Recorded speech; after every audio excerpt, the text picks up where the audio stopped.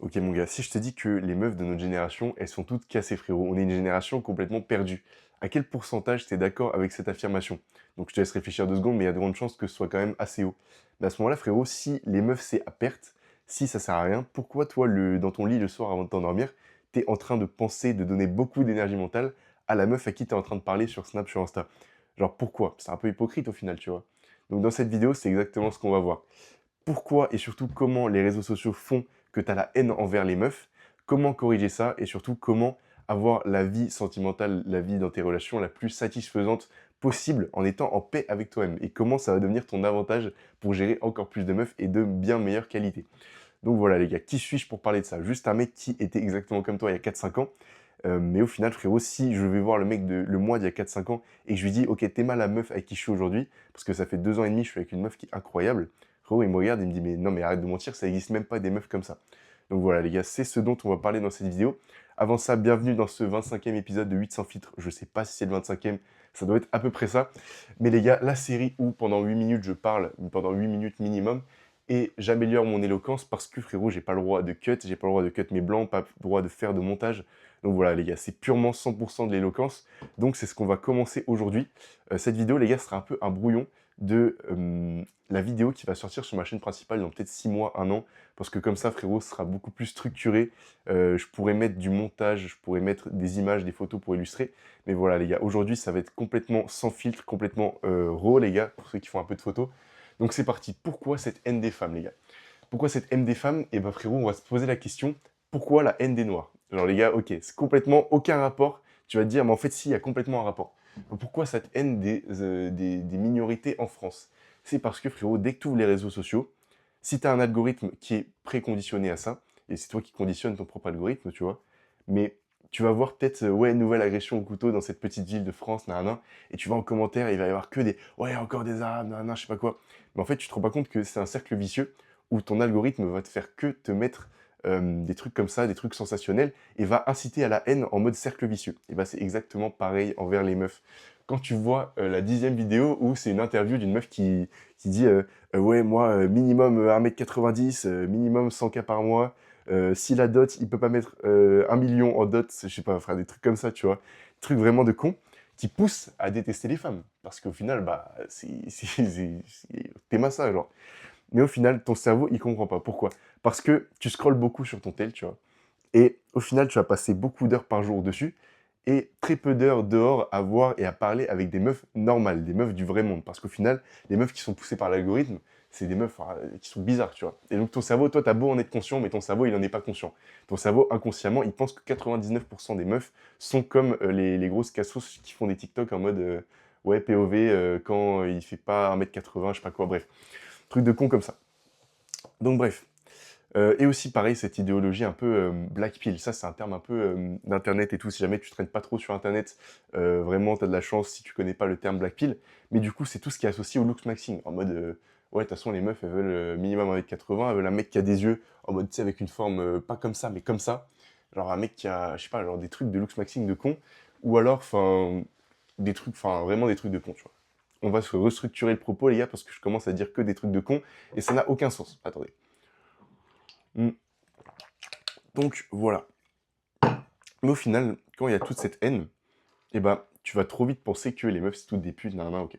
Mais maintenant, quand tu vis en vrai, quand tu es là, tu sors des réseaux et tu vis la vraie vie. J'ai une histoire qui m'a fait réaliser ça il y a pas longtemps. Mais en gros, j'étais en week-end avec des potes dans une petite ville paumée en Bretagne. Et donc, en fait, dans ce groupe de potes, il y avait à peu près le même nombre de mecs que de meufs, tu vois. Et donc, on était dans une petite ville en Bretagne, ce qui fait que, t'as vu, en général, quand t'es en vacances avec des potes et que t'es majeur et tout, t'as envie de sortir, aller en boîte, parce que voilà, ça te fait kiffer, tu vois. Sauf que là, on pouvait pas. Mais en fait, on a tellement passé un bon moment. Genre, il y a un moment, juste, on était là le soir à table en train de parler. Et je me suis dit, genre, même, je l'ai dit à tout le monde, tu vois, j'ai une réalisation. En mode, les gars, vous sentez pas qu'il y a un équilibre de fou, genre. Je me sentais grave en paix et équilibré parce que dans cette maison, dans cette communauté, entre guillemets, il y avait un équilibre entre l'énergie masculine et l'énergie féminine. Genre, c'est trop bien, genre, c'était trop apaisant, tu vois. Genre, on était là, nous, entre mecs, on pouvait faire des trucs de golemont de mecs, tu vois, genre, qu'on fait normalement. Et les meufs, genre, non, attends, je vais dire des trucs hyper misogynes. Mais en mode, les meufs, elles sont là, tu sais, genre, elles pouvaient être entre elles, entre meufs, comme si elles faisaient Genre, elle faisait des trucs de meuf, je vais pas dire qu'elle faisait la vaisselle, mais parce que c'est faux, parce que vas-y, moi je faisais la vaisselle. Mais elle faisait un peu des trucs de meuf, genre, parce qu'elles étaient entre meufs. Et nous, on faisait des trucs de mecs parce qu'on était entre mecs.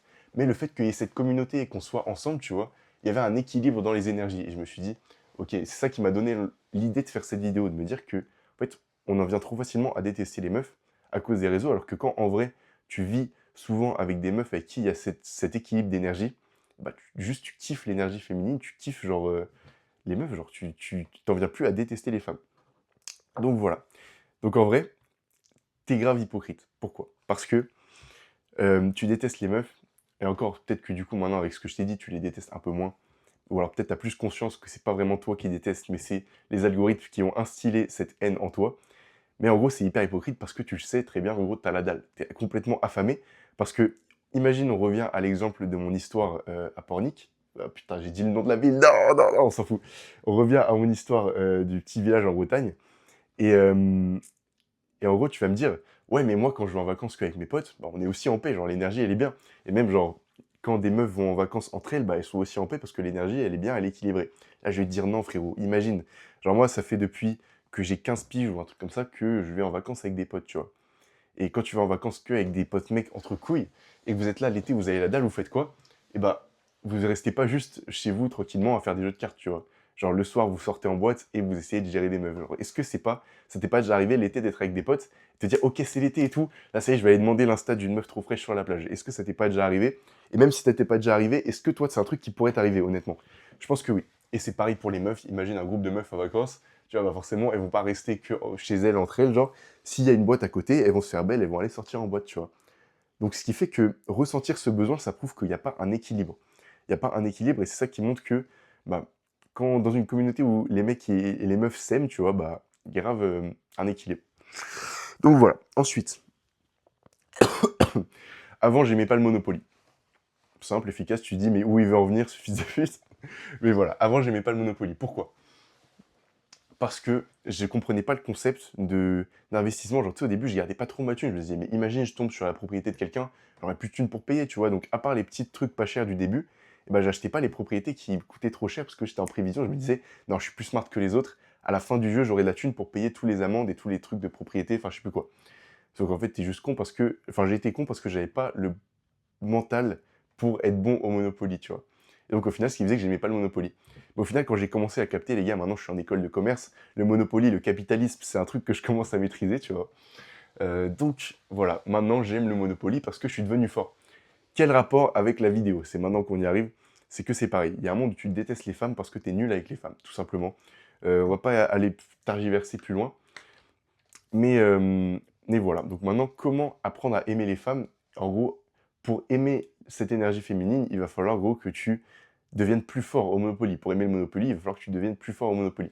Et comment faire pour atteindre cet état de paix? Atteindre cet état où au final, tu seras plus en train de détester les meufs, mais peut-être un état qui va te permettre de trouver et d'attirer à toi une meuf qui est complètement incroyable. Pour vous dire à quel point ma meuf, elle est incroyable, hmm, au début de notre relation, tu vois, j'étais encore au lycée, et frérot, dans mon cahier de philo, j'avais quoi? J'étais un énorme chômeur, je faisais la collection des étiquettes de colle UHU, genre tu sais les étiquettes de colle jaune. Genre j'avais toutes les premières pages de mon cahier de philo où il y avait les différentes étiquettes de colle avec les collections Pokémon, les collections Mario et tout, enfin en gros tous les trucs différents. En gros je sais plus, j'avais dû en parler à ma meuf actuelle, mais à l'époque j'étais en bail avec elle, etc. Et en fait genre elle a commencé à collectionner avec moi les étiquettes, genre, genre dans sa classe, elle raquettait les étiquettes de colle des gens pour me les donner. Même des fois elle m'en faisait des petites personnalisées et tout, genre t'es ma celle-là avec des petits cœurs et tout. C'est mignon, tu vois. Donc voilà. Et je me dis, frérot, il y a des années en arrière, est-ce que j'aurais pensé que une meuf puisse faire des trucs aussi mignons, une meuf puisse être aussi aimable, tu vois, alors qu'en vrai, je détestais les meufs. Et c'est pareil, je lui ai dit que je lisais à ce moment-là, et elle m'a, genre, sans raison, même pas, genre, mon anniversaire ou quoi, sans raison, elle m'a fait un petit marque-page comme ça. Bon, je vous laisse mettre pause pour les gens qui sont extrêmement curieux sur ma vie privée pour lire. Mais voilà, elle m'a fait un petit marque-page avec marqué des petits mots sympas et tout, donc voilà. C'est vraiment incroyable, tu vois. Donc les gars, comment faire pour atteindre ce stade où tu peux attirer ce genre de meuf? Parce que frérot, je pensais que ça n'existait pas avant ce genre de meuf. Donc apprendre à aimer les femmes. À quel moment j'ai réalisé? À quel moment j'ai réalisé que... Donc tu vois, je t'avais parlé de l'équilibre à cette histoire quand j'étais en Bretagne, mais j'ai aussi réalisé ça genre à un niveau plus individuel et plus relationnel, parce qu'en Bretagne j'étais avec des potes à moi, mais avant en fait, j'ai déjà été Genre pour la première fois, je me rappelle où j'ai été avec une meuf et où j'ai senti cet équilibre d'énergie, où j'ai senti que je kiffais l'énergie féminine. Imagine frérot, une meuf fraîche que tu connais, mais c'est une meuf qui est un peu aigrie, genre tu sais, qui est stressée, que ce soit par les études, par la vie et tout.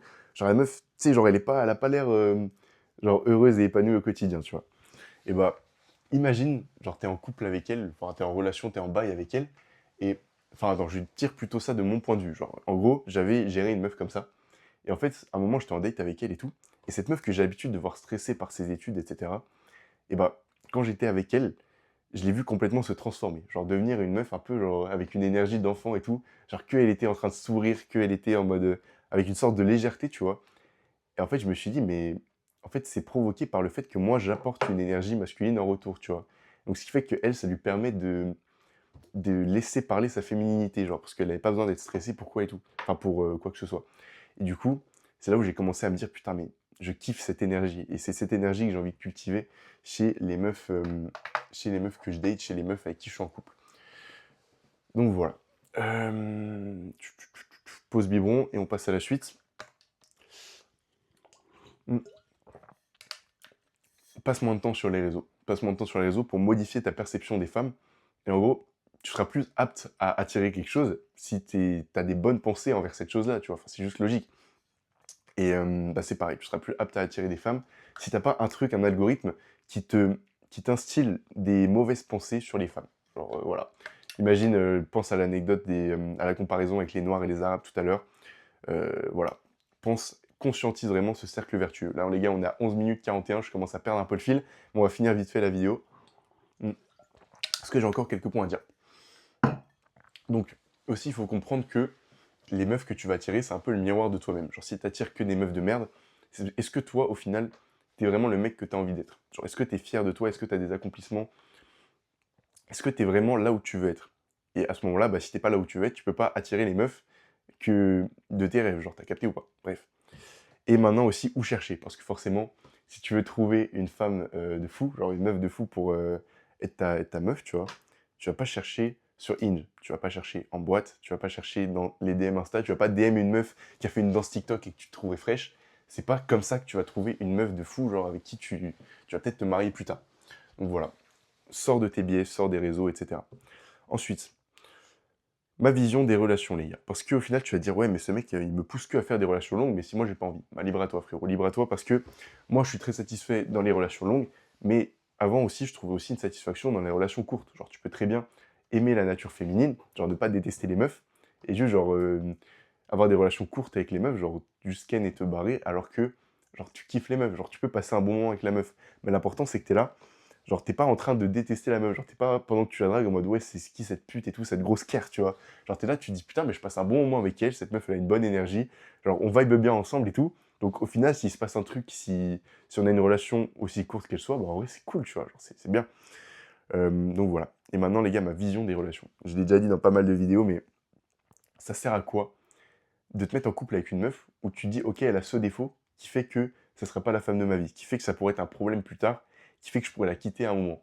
Du coup, il va falloir que, au lieu de faire des entre-deux, genre imagine ta relation longue, mariage et relation courte ou juste plan cul, tu vois, et bah au lieu de faire des entre-deux de con, je te conseille de faire soit l'un, soit l'autre, genre d'osciller que entre les bouts de cet axe et pas d'être au milieu. Donc c'est-à-dire quoi? Ça veut dire que, genre t'es là, soit tu te mets en couple avec une meuf parce que légitimement tu as attendu avant de te mettre en couple avec elle, du coup tu la connais de fou, et donc au final tu peux te dire ok je la connais tellement bien et c'est exactement la meuf que je veux pour porter mes enfants, frérot, pour être la femme de ma vie. Et à l'inverse, de dire ok bah tranquille, genre juste je ken et c'est super, tu vois. Donc voilà. Conclusion, comment atteindre la paix et comment devenir vraiment le GOAT des relations, tu vois? Comment vraiment kiffer ça? Frérot, ça tient en 3 mots, les gars. J'ai mis vraiment 3 éléments parce que c'est exactement ces 3 éléments sur lesquels il faut se concentrer. Parce que tu as vu, j'aime bien faire des vidéos hyper longues, pas structurées, mais il y a quand même les 3 clés pour kiffer, ta vie sentimentale et commencer à attirer les bonnes meufs à toi et pas les meufs grosses crasseuses sur les réseaux, tu vois? Ces piliers, c'est quoi? C'est charbonne sur un objectif, frérot. Charbonne, charbonne, charbonne sur un truc qui te tient à cœur parce que ça va te donner une énergie où la meuf, elle est pas. Genre, elle sait que c'est pas ta priorité. Et c'est lié avec le deuxième pilier qui est le piédestal. Si jamais la meuf, elle voit que bah, sur ton piédestal à toi, genre, c'est elle qui est le plus au-dessus, elle va se dire, mais oui, c'est quel cassos ce mec, tu vois. Alors que si jamais elle voit qu'au-dessus d'elle, tu as une autre priorité qui est tes objectifs, ça va être 100 fois plus attirant. Ça, j'en ai parlé dans plein de vidéos sur ma chaîne principale. Donc voilà. Et enfin, cherche au bon endroit, parce que oui, c'est pas, genre c'est pas devant un club de formation de basket que tu vas trouver un bon footballeur, tu vois? En bref. Donc voilà, la vie est un jeu de statistiques. Forcément, si tu es là sur les réseaux, que tu vois toujours les mêmes meufs et tout, bah tu vas tomber que sur des meufs des réseaux. Alors que plus tu sors, plus tu vas rencontrer des nouvelles personnes, plus tu te mets dans des situations où tu pourrais rencontrer des meufs qui au final te correspondent, et bah plus à ce moment-là, tu seras susceptible de tomber sur la pépite qui te correspond. Genre comme moi je suis tombé, tu vois. Et c'est exactement pareil avec les abonnés YouTube, les gars. Moi, ça fait 1 an que je poste sur YouTube. Sur ma chaîne principale, j'ai un peu plus de 200 abonnés. Et sur cette chaîne-là, j'en ai genre 40, un truc comme ça. Et en fait, je sais que si je continue de poster à l'infini, et bah, je vais finir par avoir genre 100 000, peut-être même 1 million d'abonnés. Parce que si tu continues à l'infini, genre chaque vidéo que tu postes, c'est un ticket de loterie. Et au final, chaque meuf que tu rencontres, c'est aussi un ticket de loterie pour savoir si ce sera peut-être la femme de ta vie après. Donc voilà les gars, la vie est un jeu de statistiques. En fait, si jouer à la loterie c'était gratuit, et bah au final, et que c'était le seul moyen d'arriver là où tu veux, bah tu jouerais à la loterie tous les jours, tu vois. Donc au final, fais exactement pareil pour tes objectifs, mais surtout pour les meufs. Donc voilà les gars, on arrive à la fin de cette vidéo. Donc si jamais tu as ton avis à donner là-dessus, n'hésite pas à aller en commentaire. N'hésite pas à aller checker mon Insta qui est en description si jamais tu veux m'envoyer un message là-dessus, avoir de la motivation en story ou juste du contenu exclusif, comme tu veux. Va checker ma chaîne principale et va checker les autres vidéos de cette chaîne. Donc voilà les gars, je suis très content. Road to 50 abonnés sur cette chaîne, on y est presque, et road to 500 abonnés sur la chaîne principale. Donc voilà. Merci d'être resté jusqu'au bout les gars, vous êtes vraiment des goats parce que je sais que j'ai eu un petit peu plus de mal que d'habitude à parler dans cette vidéo. Donc si t'es resté jusqu'au bout, t'as vraiment un temps d'attention vraiment grotesque. Donc voilà frérot, bisous, grosse force dans tes objectifs et reste branché, on se pète pour les prochaines vidéos.